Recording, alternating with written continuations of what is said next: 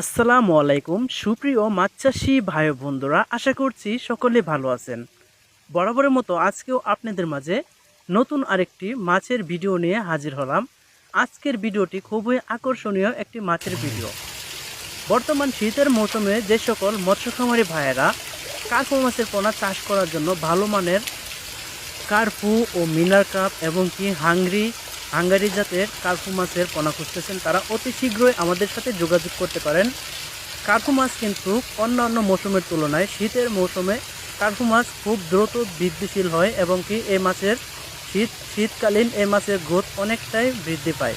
অর্থাৎ বলা যায় শীতকালীন সময় শুধু কার্পু মাছের চাষ করার সময়।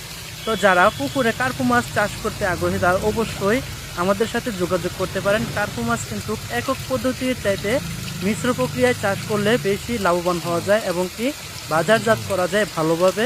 মাছ বড় হয়, পুকুরে খুব সুন্দর গ্রোথ আসে। তো আপনারা যারা কার্পু মাছের পোনা এবং কি রেণু নিতে আগ্রহী তারা অবশ্যই আমাদের সাথে যোগাযোগ করবেন। কার্পু মাছ বিশেষ ধরনের কোনো খাবার খায় না, সরষা খোল এবং কি ফিট খাবার খেতে অভ্যস্ত, এ ধরনের খাবার হলেই চলে। তো মাছ চাষি ভাই বন্ধুরা, ভিডিওটি ভালো লাগলে অবশ্যই সাবস্ক্রাইব করবেন। ধন্যবাদ সকলকে, আসসালামু আলাইকুম।